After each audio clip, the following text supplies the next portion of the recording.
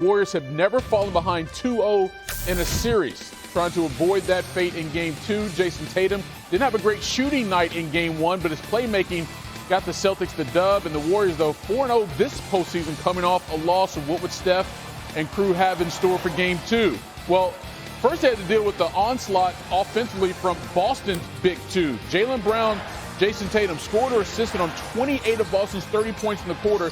They each had 13 points. First pair of teammates to each have 13 in the first quarter of a finals game in the last 50 years. But some guy named Steph Curry's on the other side as well. He had a hot first quarter in Game 1 with 21 points. That one gets to go. His team is up 1 after 1. We go to the second quarter. Turnovers start to amass for the Celtics. Tatum throws it right to Steph. Going the other way, pull up, bucket. Celtics had 11 turnovers in the first half. Curry had 15 points in the first half. We're tied at 40 halfway through. Back comes Tatum. Oh, that is just too good. You can't defend that. 21 points in the first half. He only had 12 in Game 1, but a little something. Draymond and Jaylen Brown, a little pushing, some feet involved. Now, at this point, Draymond Green had already gotten a technical. You see the feet on top of Jaylen Brown. He pushes him off. Draymond didn't like that. Now he's grabbing shorts. Look, we got some stuff. There was a concern, especially for Warriors fans, that it would have been double technicals. Draymond would have been ejected. No, just a common foul. Now, the Warriors in the NBA Finals, plus 40 points difference in the third quarter. They just take control of games coming out of the break, and that's what happened in this one as well. Klay Thompson is still trying to get back into his super all-star form. Next possession, it's Steph working on Al Horford and Jaylen Brown. That is just too filthy. Let's bring it back one more time. Next possession. Klay, the hezzy, the take off the backboard. You see the lead starting to grow. It's 73-62 here. Steph, give it to him. He had 29 points. The 12th time in the finals he scored 25 or more. That's the 4th most all time. They were not done. Just hitting it from everywhere. It didn't matter. And then how about that pull-up from deep? Jordan Poole. The Warriors are up 20 in the final seconds of the quarter. Now, this is some Steph stuff right here. How many times have we seen Steph do that? And guess who was the most proud? It was Steph himself. Watch the crowd, though. From this overhead view, Chase Center rocking on a Sunday night. And look at the look from Steph. Yeah. Yes, that's my boy. He knows what it's like. He knows exactly what it's like, and he loves to be passionate along. Fourth quarter, will there be any rally from the Celtics? It'll be hard to do because the Warriors did not get cold. Jordan Poole knocks down another one. Next possession, another turnover at the other end. Easy breezy. Celtics had 18 turnovers in this game. That led to 33 points for Golden State. And the Warriors come back to blow out the Celtics in Game 2, 107-88. You take a look at the difference in Games 1 and 2, the Warriors' third quarter. Plus 14 in Game 1. They had a double-digit lead going to the fourth quarter. They give it up. In Game 2, they increased it to 21 points, shot it better. Open field goals, yeah, they're going to do that. The Warriors the best points differential in finals history. Again, that's how good they are in third quarter. Stephen A. Smith joins us now from Chase Center in San Francisco. Stephen A., we just saw the highlight. And for all that third quarter this was a 68-62 game with about 4 minutes to go. And then the Warriors go on a 19-2 run there. As you saw it, Stephen A., what happened? Well, Steph Curry is just a sensational basketball player. He's one of the greatest to have ever played this game. And he's a spark plug for the Golden State Warriors. When he does things right, it just energizes their franchise, it energizes their players, it energizes the crowd, and it just makes the environment very hostile confines for any visitor, particularly the Boston Celtics, who were turning the ball over and giving away stuff like it was Christmas. It was ridiculous. They ended up with 19 turnovers. They did not play their best game. It led to 33 points by the Golden State Warriors. Obviously, Jordan Poole gave them a little spark with a couple of threes, including a big-time three near half court to end the third quarter. They just went on that kind of run, and it was like a tsunami. Boston couldn't overcome it, but I also think there was a level of complacency that kicked in.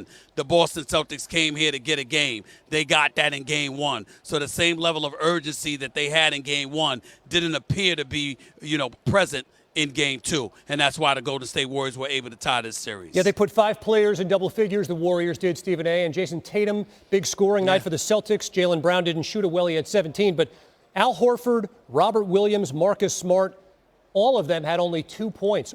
Where were they here in game 2?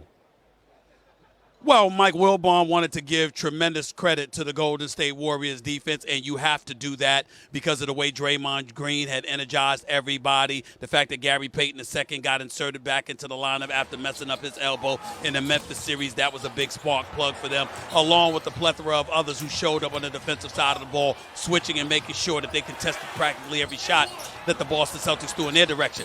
I'm of the mindset, however, I don't care how great a defense is. You can score 2 points accidentally if you are an NBA player. The fact that 3 starters, not 1, not 2, but 3 starters had 2 points each. Al Horford, Marcus Smart, of course. I mean, you just look at Robert Williams III. Let's name names, damn it. You got 2 points, each of you? You can do that by accident. There's no excuse for that. Again, we point to the complacency. I think they'll be a lot better in game 3 and on, but clearly they didn't show up tonight. There is no doubt about that. Williams took 1 shot. I only played 14 minutes, but he took 1 shot. Stephen A., the Celtics had the miraculous comeback in the fourth quarter of game 1. We had the blowout in game 2. The series goes back to Boston for game 3. What have we learned about these finals through 2 games?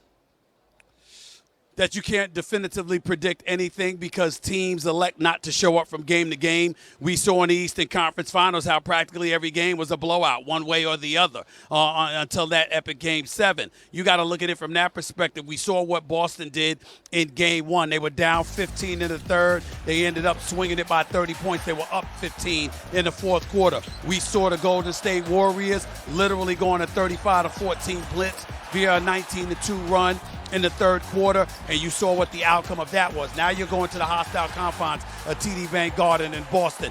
They show up there sometimes they don't. They're incredibly sporadic. We don't know which Boston Celtics team is going to show up over the course of games 3 and 4. But if history proves anything, they'll show up for one game and won't show up for the other, which means we'll probably be back here for game 5 with the series tied 2-2.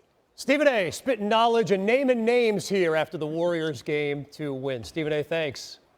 From the floor, Golden State 6 of 7, and 5 of those 6 field goals were 3-pointers.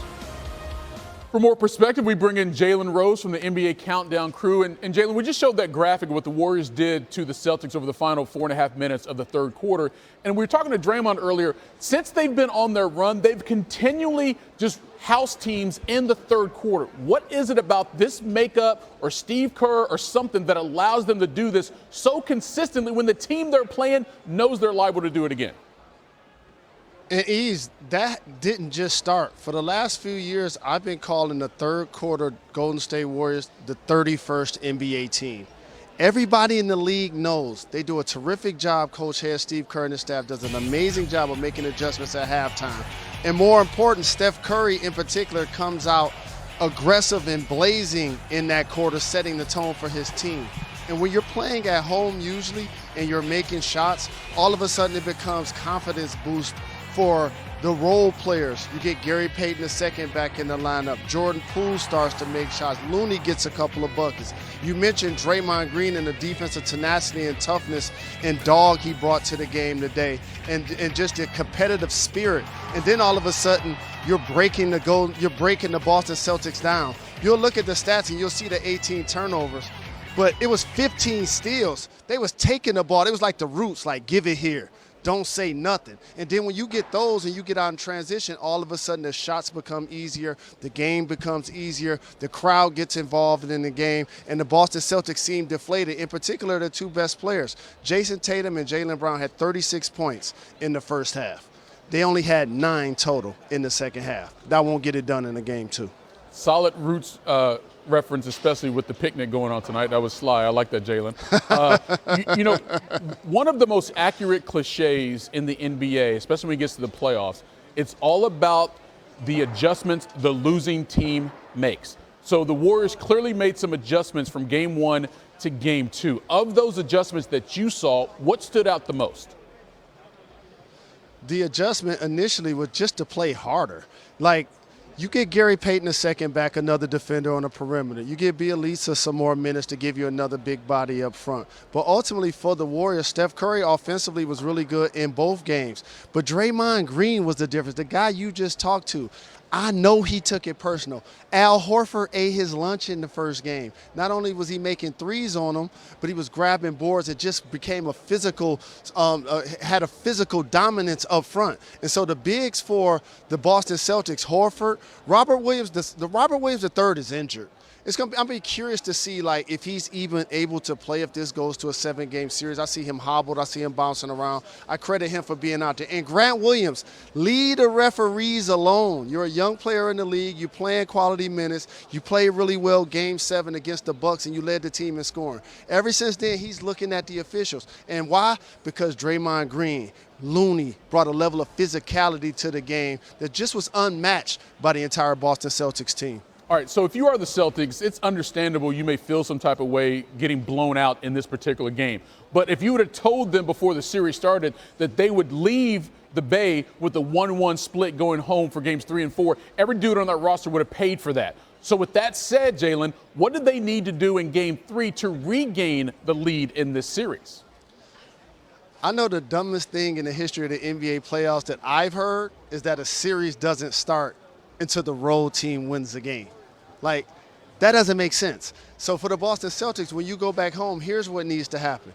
Your role players have to play better. And your starting point guard, Marcus Smart, he's the defensive player of the year. But one of the things that he really improved was his offensive ability. He only had 2 points. He has to be better in that category. And so I think the bigs have to play better. I think Smart has to play better. And lastly, Jason Tatum is their best player. And in these playoffs, he's truly ascended himself into the conversation of being one of the top 7 or so players in the league by the way he's performed. But we haven't seen that in particular in the second half today and for a full game in this series. He's got to be a driving force at home also, just like Steph Curry was in these 2 games in Golden State. Hey, your best player is also supposed to be the tone setter for your team, especially in playoff situations. And maybe Jason Tatum has to get back to that in Game 3 if the Celtics are going to take care of business on Wednesday night from Boston Garden. Jalen Rose is going to be there. Appreciate the time, brother. Yes, indeed. Appreciate the love.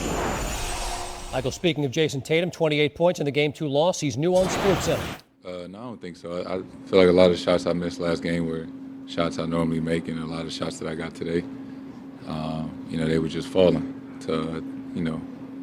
They was falling tonight and they weren't last game. We'll go in the middle here to Gary Washburn. Gary Washburn, Boston Globe. Jason, Draymond seemed to get going. He drew a bunch of fouls. You, Jalen. He seemed like he was trying to punk you guys early and just show the physicality. Did you notice that? And did you guys get caught up too much in the officiating? And then why the sloppiness with the ball? Yeah, I mean, obviously, we know what Draymond brings to the game. And I love that about him. Obviously I played with him, and we tried to match that. And I just kind of felt like we weren't getting the benefit of the doubt. When we were trying to play with that, physicality. We do got to take better care of the ball. They got a lot of points off our turnovers. That's something we got to be better. For next game. Because we know, throughout the playoffs, the games that we have high turnovers, we kind of result into a loss. So that's definitely a point of emphasis, taking care of the ball for next game. Right side, second row, Tim Bontemps. Hey, Jason, you said yesterday you guys just have to go out and actually play better in the third quarter and can't really just talk about it. Obviously, it was a struggle again today. What do you see as kind of the recurring issues that come up to keep you guys from being able to have the success there that you want? I think tonight, turnovers, and I think sometimes letting our offense affect how we defend. We was a little stagnant there in the third quarter. And I feel like it translated on the defensive end, and they got going and hitting shots and things like that. Road, then at home in these playoffs. What has to change for you guys to be able to hold home court as you get back there with obviously, getting at least what you wanted to do coming here and getting one of these 2 games in Golden State? Just playing with a sense of urgency. I think human nature plays a part, and when you go on the road, obviously, you know, it's a tougher environment. I feel like recently we kind of relaxed at home, just, you know, whether we thought because we had home court advantage, you know, we came out a little more relaxed. So just having that sense of urgency, you know, knowing that we're at home, but, you know, that we need to play better at home. On the left side, second row. Jason. Interesting comment there by Jason Tatum, saying that recently he and the Celtics have a relaxed win at home. Game 3 is Wednesday from Boston. Tatum scored a team-high 28 points, now has 526 in this postseason, fourth most by a Celtics player in a single postseason. The 107-88, the Warriors take Game 2. Brian Windhorst joins us now from the Chase Center in San Francisco. Brian, it hasn't happened a ton over the course of this Warriors run, but when the Warriors lose Game 1, Steve Kerr teams are 3-0 in Game 2. What adjustments did Kerr make that stood out to you tonight?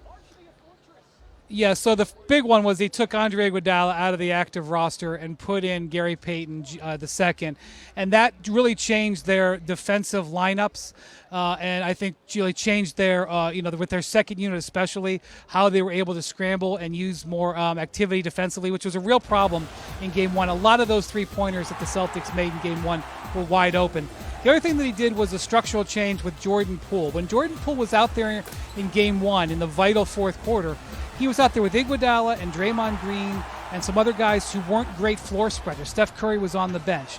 So this time, when Poole was in there in the third quarter, he had floor spacers in there. He had Otto Porter in there. He had Nemanja Bjelica in there. He didn't have Iguodala in there. He had Curry in there with him. And now all of a sudden, Jordan Poole is operating with more space, which is where he can excel. So, that, and I think, they just came out with a sense of urgency, knowing this was a must-win game. But Steve Kerr really went to work over this last 48 hours, and you saw it really benefit the Warriors with their game plan tonight. Right, Poole goes for 17. Steph goes for 29.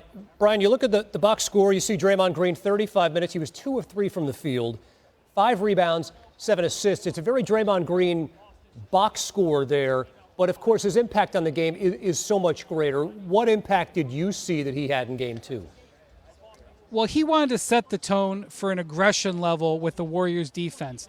The Celtics are a team that will turn the ball over. We certainly saw that the last 2 series. We saw it tonight. They turned the ball over 19 times, 33 points. That's really the defining stat in the game.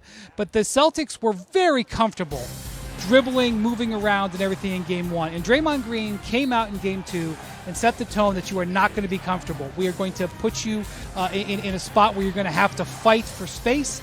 And that carried over. And I know people are going to focus on the technical and all that stuff, and that's good to talk about, but really Draymond was just operating within the sphere that he is comfortable working in. He knows what he can do with the referees, and he knows how his play affects his teammates. And he used that to his advantage.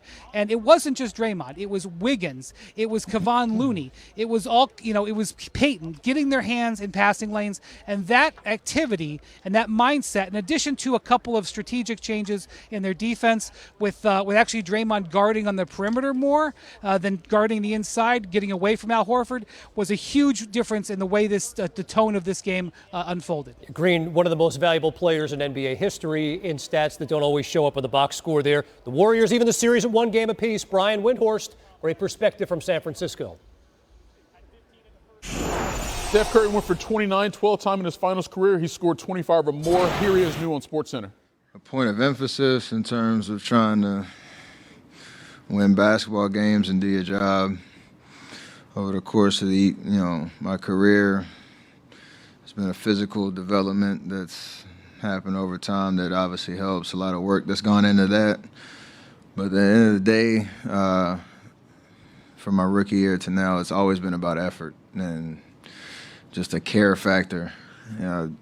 Overcoming physical limitations or with matchups or whatever it is. If you try hard, good things will happen. And you'll continue to get better. So it's always been a point of emphasis. Howard on the just right. better at it now.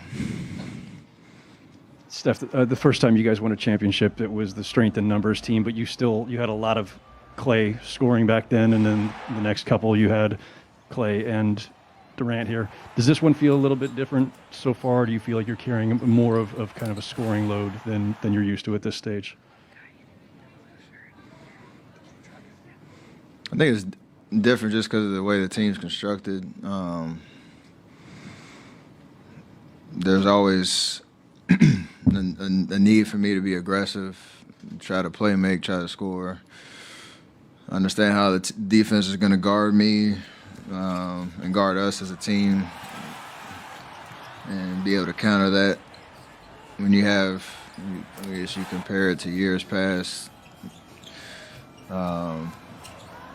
with the depth that we had, with the heavy loading of scoring, and me, KD, Clay had, like, obviously it looks a little different, but and the game flows a little different, but I think this year there's definitely a need for me to be aggressive throughout the game, to create, draw attention, get shots up, and just continue to apply pressure.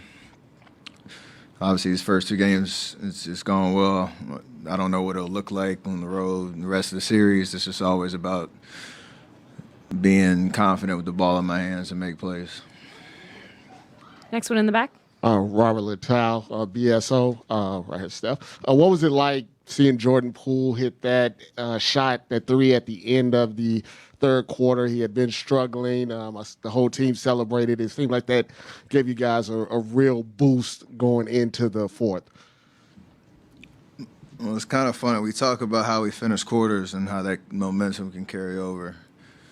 So that was obviously a big shot to get the crowd into it and put a kind of a dagger on that great third quarter that we had. I think he was a little bit more aggressive, a little bit more under control tonight.